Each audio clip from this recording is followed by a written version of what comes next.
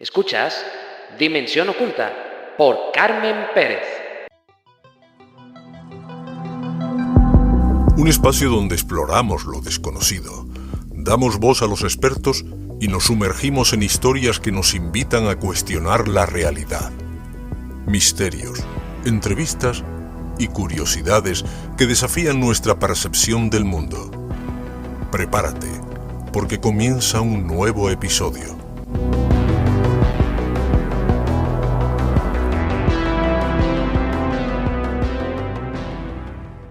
Yo tengo los pies sobre el mundo desde que comenzó este puto juego.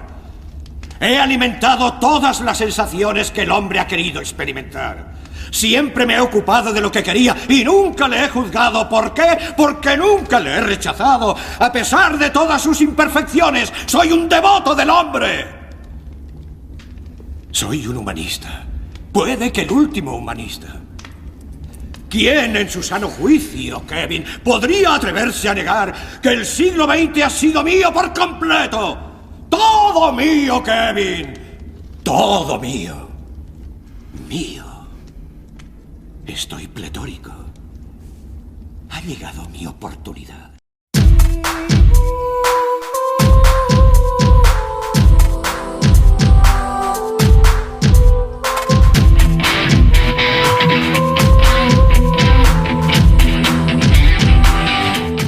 Acabamos de escuchar una secuencia de la película El abogado del diablo de 1997, protagonizada por Al Pacino y Keanu Reeves. En ella, Lucifer no aparece como un monstruo con cuernos y cola, sino como un seductor, un maestro de la manipulación, alguien que sabe tocar las fibras más oscuras de la ambición humana.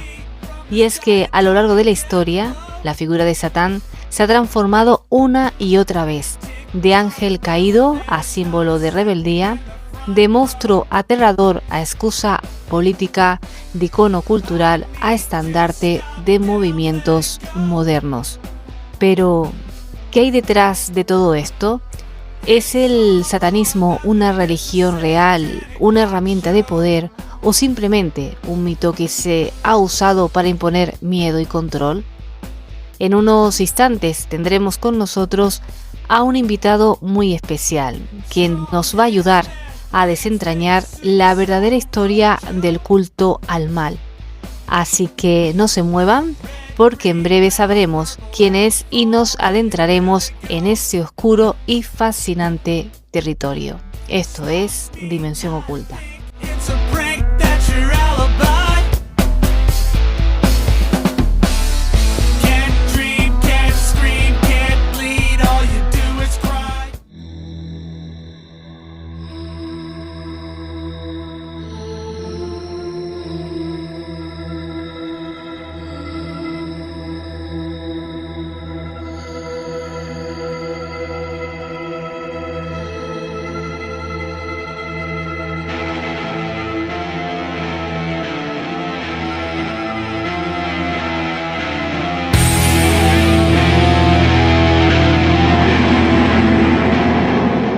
Hoy nos acompaña Javier Cabanilles, periodista y escritor, quien nos va a hablar sobre su libro Satanismo, Historia del culto al mal. En este libro nos muestra cómo la figura de Satán ha sido más una construcción política, cultural y social que una realidad esotérica. Con él vamos a descubrir qué hay detrás del mito, del miedo y de las etiquetas que todavía resuenan hoy. ¿Qué tal, Javier? ¿Cómo estás? Oye, pues encantado de estar aquí en Dimensión Oculta, la verdad. Muchas gracias por invitarme. El placer es nuestro, teníamos muchas ganas de hablar contigo y bueno, tenemos tema para rato, pero Javier, lo que a mí me gustaría preguntarte es por qué decidiste escribir sobre el satanismo y qué visión diferente aporta tu libro. A mí todos estos temas me interesan, ¿no? Entonces hay una parte que digamos es más editorial, ¿no? De buscar un tema que nos hubiera tocado mucho últimamente. Y luego la verdad es que, aunque en España no se ha publicado, en el norte de Europa hace tiempo ya, hace un par de décadas mínimo, el satanismo se estudia como una religión más. En las universidades es pues un culto pagano normal, no se diferencia de otros. Entonces se ha avanzado mucho, se han caído muchos tópicos por el camino, aparte de que en otros países pues también se ha avanzado. Entonces la idea que se da ya del satanismo es bastante distinta de la que teníamos. Y eso se suma también mi interés por el templo satánico, que ha marcado todavía, que a lo mejor no está ya en su mejor momento, que la aparición del templo satánico en Estados Unidos hizo reverdecer el fenómeno del satanismo como religión, ¿no? Que estaba un poco perdido. Entonces se juntaron las dos cosas y me dije, oye, pues voy a escribir un libro. Decir que bueno, estamos en Dimensión Oculta, pero siempre me encanta porque ves todo esto de una forma más escéptica, ¿no? Sí, vamos, ¿no? Sí, de hecho, te has llevado algún premio por eso mismo. Hombre, por ser escéptico alguno, pero por este libro, aunque me los podrían haber dado, que yo estoy dispuesto a recibirlo, no, pero si algún premio de escepticismo sí que tengo. Javier, en tu libro explicas que Satán es más una herramienta política que una figura religiosa. ¿Podrías resumirnos ese recorrido histórico? Sí, para hacerlo así no muy largo, ¿no? Mira, nosotros venimos nuestra tradición nace con el judaísmo, ¿no? Luego de ahí nace el cristianismo. Los judíos tenían o tienen un Dios que es muy humano, en el sentido de que es capaz de lo peor y de lo mejor, ¿no? Cuando los suyos le rinden culto, pues les da todo lo que quiere, y cuando no es capaz de mandarles un diluvio. Entonces, cuando tienes un Dios que es capaz de exterminar a toda la humanidad o darle reino, o darles todo lo que quiera, tú no necesitas que haya un antagonista. En el caso de los cristianos es una evolución. Entonces ellos van desarrollando una figura de un Dios que es solo positivo. Pero claro, ellos salían a la calle y no hacía falta ser muy listo para darse cuenta de que había un mal en la calle, ¿no? Porque había enfermedades, porque había dictadores, porque entonces eso religiosamente ellos lo van creando, le van dando vuelta y va apareciendo una especie de Dios alternativo, una cara B del Dios, que es un Dios malo. Entonces, aunque el diablo como lo conocemos nace en ámbitos judíos, ¿no? Porque ellos tienen un problema, también es de, vamos, si mientras adoramos con más cariño y más dedicamos tiempo y más radicales somos en cumplir la ley de Dios, ¿por qué nos cae toda la que nos está cayendo? Se refieren a los romanos, los tenían encima y los llevaban a maltraer. Entonces empiezan ya a pensar, y dicen, ostras, a lo mejor tiene que haber algo ahí que no nos estemos enterando, ¿no? Entonces, de esa idea es la que luego partirán los cristianos y irán desarrollando la figura de un Dios muy, muy bueno, que es el de los cristianos, y luego necesitan un Dios malo. Todas las religiones abordan siempre dos respuestas: ¿qué después de la vida? Y la relación entre el bien y el mal. Y cada uno la responde de alguna manera. La religión cristiana la responde inventándose un Dios que es malo. Entonces ese Dios malo, cuando ya la religión se acerca después con los romanos y todo, que empieza la religión se convierte en religión de Estado, ese Satán va a tener una lectura política muy interesante, porque todo el que no siga a Dios y todo el que no siga la religión de Estado, automáticamente lo conviertes en enemigo. Y entonces eso es bastante cómodo si te quieres deshacer de ellos. Efectivamente, ¿no? El satanismo como esa herramienta política, incluso se menciona como Satán ha sido invocado, ¿no? En líderes políticos como Putin, Maduro, etcétera. Sí, eso es curioso porque sale la figura de Satán, aunque no la tengan a nivel político, como hoy día, ha seguido muchas veces. Por ejemplo, los iraníes en la época de Reagan creían que hablaban del Satán americano, ¿no? Maduro también en un momento. Putin está muy obsesionado con la presencia del satanismo en Rusia, que de hecho no hay nada que diga que haya ni religiones como puede ser el templo satánico, que es bastante, o la iglesia de Satán, que son bastante así neutras, porque suelen ser ateas en el fondo. Pero sí que esa figura del mal absoluto, es que claro, desde el punto de política es muy útil, porque no necesitas ningún matiz. Simplemente el otro es malo, y es malo hasta la médula, y es un mal esférico, lo mires por donde lo mires. El enemigo, una vez rinde culto a un dios del mal, ya es que no tienes que entrar en matices, es el mal absoluto, y todo lo que le hagas estará bien, porque estás librándote de un mal absoluto. Entonces, si lo que quieres es un mensaje rápido y no quieres dar demasiadas explicaciones, con atribuir a la gente ser satanista o ser satánico, rendir culto, tal, eso te ahorra mucho el expediente. Es más fácil que intentar hacer una aproximación más racional y explicar por qué es tu enemigo, por qué estás en contra de él. Y adora a Satán, y pues ya está, tiene que ser malo por narices. De eso quería también preguntar de Javier. Se ha hablado mucho de sectas satánicas, de abusos. ¿Qué opinas de estas sectas?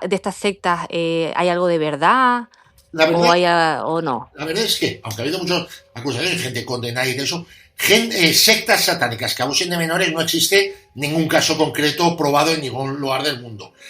En los años 80 en Estados Unidos, luego se extendió por más sitios, incluso ha habido casos hace poco, 2 o 3 años en Holanda, un poquito antes en Italia, o sea que llega hasta ahora, pero no tanto. Siempre se ha creído en el mito, ¿no?, de que abusos sexuales igual casi a culto al mal, pero realmente no es así.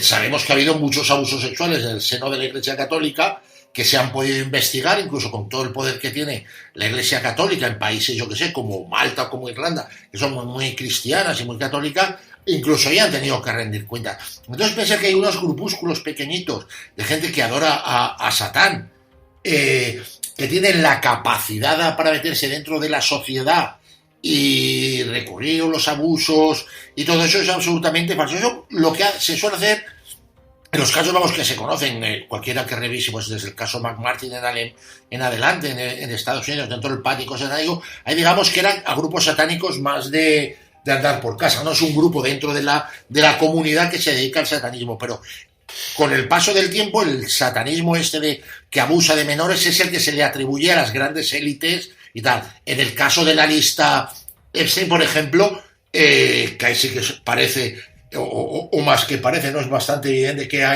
habido gente muy poderosa implicado durante muchos años en casos de abusos a menores y que precisamente por ser muy poderosas se han liberado. Ahí no había ni un solo satanista, eran todos, el que era creyente era o cristiano, que podía ser, normalmente pues eran evangélicos o protestantes, pero vamos, ahí no se ha visto ni un solo satanista que estuviera envuelto o satánico envuelto en ese caso. Entonces, el tema de las sectas satánicas, que tuvo mucha fuerza en su época, lo cierto es que no se ha encontrado ninguna.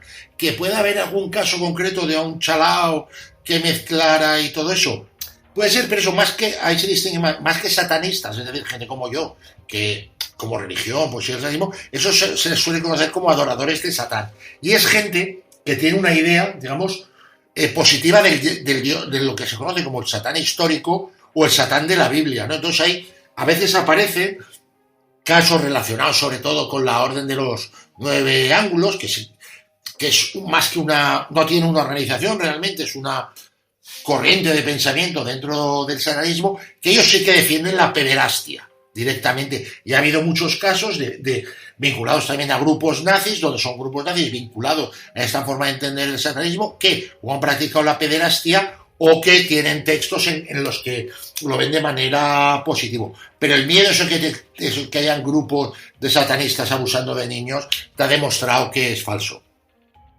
Ujú. Hace poco lo acabas de mencionar. Javier, distingues entre 2 tipos de satanismo: el religioso, ¿no?, ese que adora Sí. literalmente a una figura maligna, y el humanista o simbólico. ¿Qué significa? ¿Qué diferencias hay entre uno y otro? Uno es, digamos, el que nace como y forma parte sigue siendo una corriente del cristianismo, ¿no? El satanismo evidentemente nace como una corriente del cristianismo. Al principio es como la idea esa del Dios en negativo, ¿no? Pero durante mucho tiempo esa idea de que hay un Satán organiza también la otra parte de la creencia, y en muchos momentos históricos el miedo a Satán dentro del mensaje de la Iglesia está por encima del mensaje positivo, que sería el mensaje de Jesús. Entonces, de esa forma de entender el satanismo es lo que se conocen, digamos, como los adoradores de Satán, que son gente, pues acordémonos de todos estos del black metal en el norte de Europa que quemaban iglesias. Esa gente sí que tiene una idea, entre comillas, positiva de Satán. Creen que el mal hay que hacerlo, que el mal es beneficioso, es una cosa. Luego está el satanismo, o lo que somos los satanistas, ¿no? que no somos satánicos, porque somos gente encantadora, como estarás comprobando.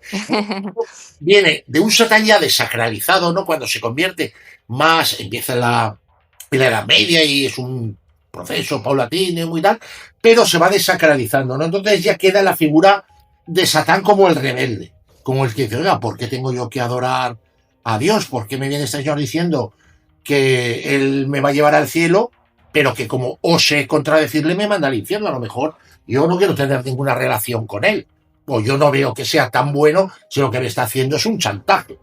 Entonces, esa figura del Satán, que es más literaria, sobre todo, también está en el teatro, en la música y todo eso, es la que, en la filosofía, por ejemplo, es la que ya va derivando a mediados del siglo pasado, en los años 60, en lo que es la iglesia de Satán, que es son el satanismo ateo, digamos, ya sabes, y en el que la figura de Satán, pero como símbolo, existe, ¿no? Es decir, ¿por qué tengo yo que temer a Dios? O sea, ¿por qué si los dioses son creaciones de los seres humanos y les tengo que rendir culto? Pues para eso saco a Dios de la ecuación y me rindo culto a mí mismo. Yo soy mi propio Dios, yo tengo que quererme a mí mismo, yo tengo que cuidar de mí mismo y no pensar que dependo de un señor que está arriba, que como me porte mal me manda un rayo destructor y me manda al infierno, y en su eterna bondad pues voy a estar toda la eternidad ahogándome en un lago de fuego. Y, hombre, pues no parece que sea precisamente muy buena persona. Hablando de esto, Javier, ¿por qué crees? Porque a mí me llama la atención que la figura de Satán sigue siendo tan poderosa en la cultura y la política de hoy. La verdad es que, como se ha desarrollado tanto, y la verdad es que ya para el cristianismo es una figura muy potente.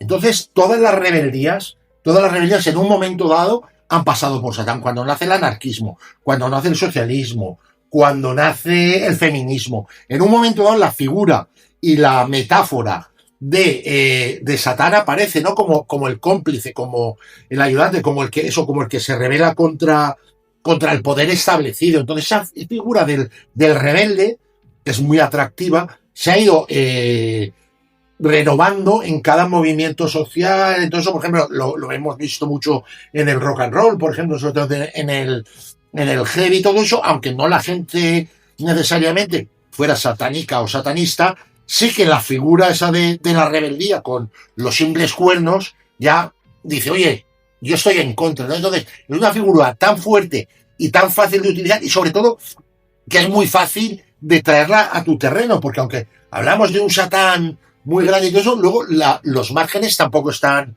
muy delimitados. Entonces tú también, igual que la gente que cree en Dios, se hace a Dios a su manera, no cree igual uno del Opus Dei que uno de la teología de la liberación, o un testigo de Jehová no cree en el mismo Dios que puede creer un evangélico de estos que hace que le muerdan las serpientes. O sea, cada uno cree en Dios y se cree que ese es Dios, entonces lo hace a su imagen y semejanza. Pues eso lo mismo pasa con Satán, ¿no? Entonces cualquiera que quiera buscar una imagen rebelde, la puede encontrar en él y la puede moldear a su gusto. Entonces es, digamos, como figura muy fuerte y luego aparte muy cómoda, y es muy fácil asimilarla a cualquier movimiento o cualquier forma de pensar. ¿Y cómo ha sido para ti, como periodista escéptico y especialista en fenómenos paranormales, abordar un tema tan cargado de simbolismo, y si ha afectado a tu forma de pensar, investigar o narrar, Javier?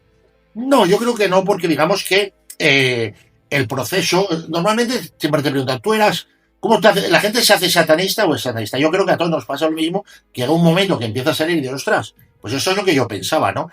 Entonces, aunque a lo mejor antes no lo tuviera tan claro, estaba ahí. Lo único ha sido ponerle, digamos, la etiqueta.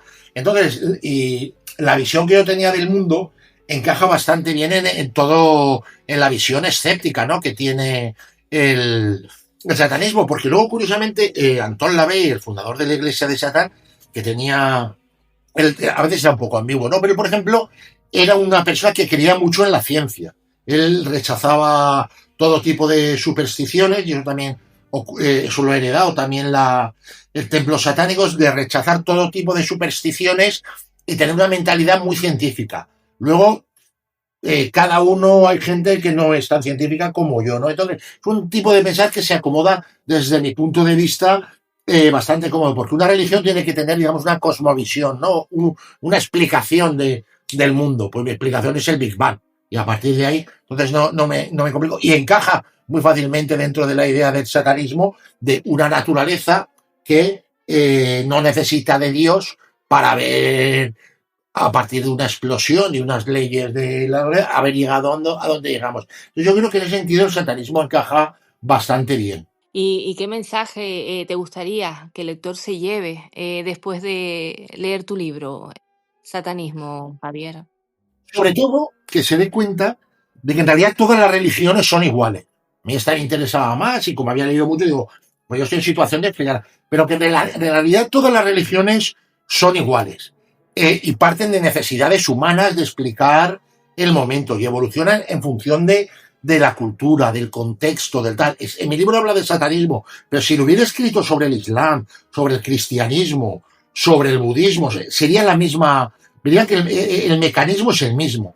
O sea, hay una idea religiosa que explica la realidad. Entonces, pues si nos remontamos ahí a las cavernas, pues ellos necesitaban el dios del trueno para explicar el trueno. Y necesitaban el dios de las cosechas o la diosa de las cosechas, en realidad, para explicar las cosechas.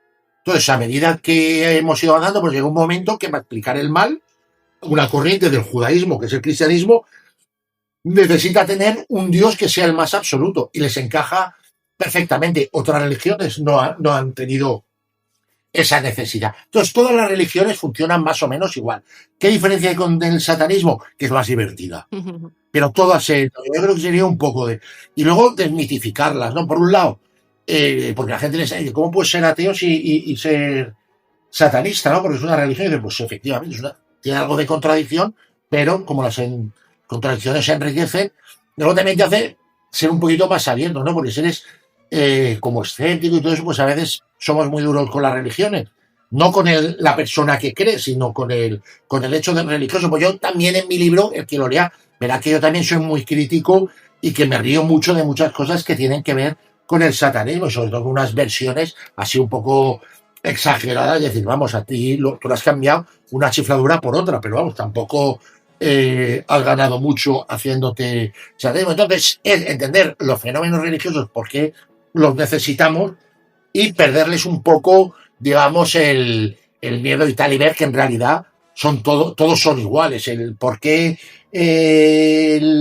los musulmanes que en eso, pues estudias el origen de cuando nace Mahoma en un contexto que es una religión, es un señor que se ilumina, que está rodeado de 4 y necesita explicarse el mundo y entiendes cómo surge eso. Si intentas explicar el Islam a través del mensaje del arcángel San Gabriel, como el arcángel San Gabriel no existe, pues te vuelves un poco loco. Pues ves la sociología, la historia, la cultura y el momento histórico, entiendes por qué surge el Islam, por qué surge el cristianismo, por qué surge el zoroastrismo y por qué surge cualquier religión. Y ahora viene la pregunta obligada que suelo hacer a todas las personas que se acercan por primera vez a Dimensión Oculta, Javier. Vamos a hablar de si quieres comentarlo, por supuesto, de adelantos, proyectos futuros o temas que te gustaría explorar en un futuro. A mí yo hay 2 libros que me gustaría escribir, pero como tengo hijos pequeños es que es un lío. Entonces, uno a mí que me gustaría es la historia de la conspiración para matar a Kennedy. O sea, no lo que pasó en Dallas ese 23 de noviembre, tal, porque más o menos, sino cómo ha ido evolucionando y a partir de ahí hacer lo mismo que he hecho con el satanismo, contar la biografía de una religión, pues contar la biografía de una conspiración para que la gente entienda cómo funcionan las conspiraciones, porque no lo tiene muy claro. Se dice mucho, pues realmente la gente toca de oídas. Esa sería una cosa. Pasa que el problema de escribir un libro de Kennedy es que y tenía un capítulo que era basado solo en la película de JFK. Solo para ese capítulo, que no es el más complicado, leí 3 libros. Entonces, claro, que eran más de 1000 páginas, aparte de consulta, y de, ostras, si para cada eso tenías que leer 1000 páginas, es un libro que no vas a acabar nunca y no tengo tanto tiempo. Entonces, lo que seguramente haré es una historia de la conspiración a partir de la Segunda Guerra Mundial hasta ahora, pero una historia política de la conspiración, o sea, no solo de las conspiraciones que ha habido, sino lo mismo, por qué surgen unas conspiraciones, por qué han cambiado, por qué han evolucionado, qué diferencia hay entre creer, yo qué sé, que Roosevelt dejó que atacaran Pearl Harbor para que Estados Unidos entrara en la Segunda Guerra Mundial, y comparado eso con el fenómeno cubano, ¿no? Cómo ha podido evolucionar y tal. Y ese es más probable que sea mi siguiente proyecto.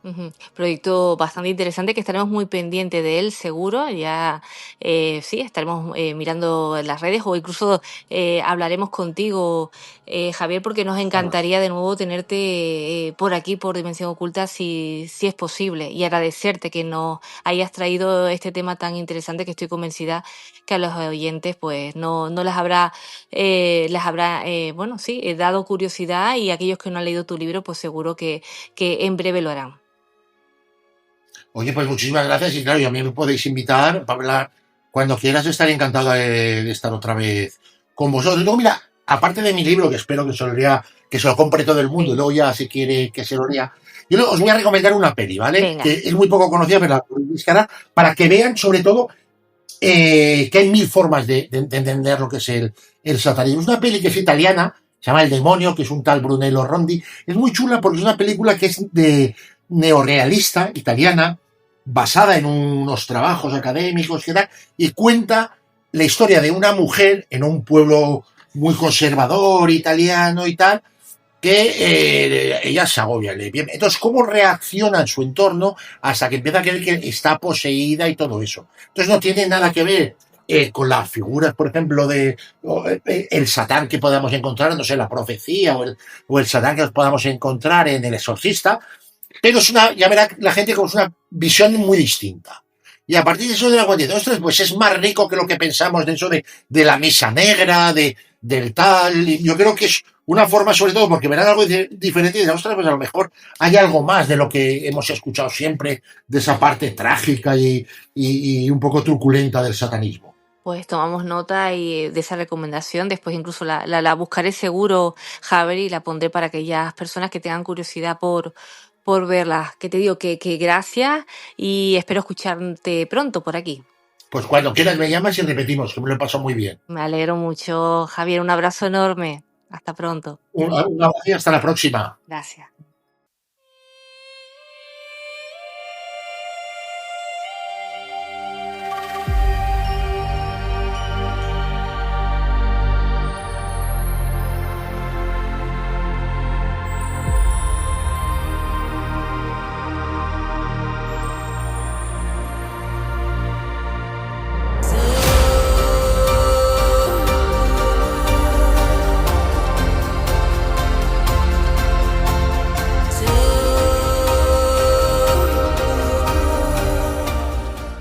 Llegamos al final de este viaje por las sombras de la historia, un recorrido en el que hemos descubierto que muchas veces el verdadero poder del mal no está en figuras sobrenaturales, sino en cómo los seres humanos construimos símbolos para dominar, manipular o infundir miedo. Quiero agradecer profundamente a nuestro invitado de hoy, Javier Cabanilles, por compartir con nosotros su conocimiento y por ayudarnos a mirar más allá de los mitos y adentrarnos en la verdad documentada. Y por supuesto, gracias a todos ustedes, los que cada semana se suman a Dimensión Oculta. Ustedes hacen posible que sigamos explorando estos territorios en los que lo desconocido se mezcla con la historia, la cultura y la propia naturaleza humana. Recuerden, a veces el verdadero misterio no está en lo oculto, sino en lo que decidimos creer. Nos escuchamos en el próximo episodio y hasta entonces, mantengan siempre la mirada atenta, porque la oscuridad puede estar más cerca de lo que imaginamos.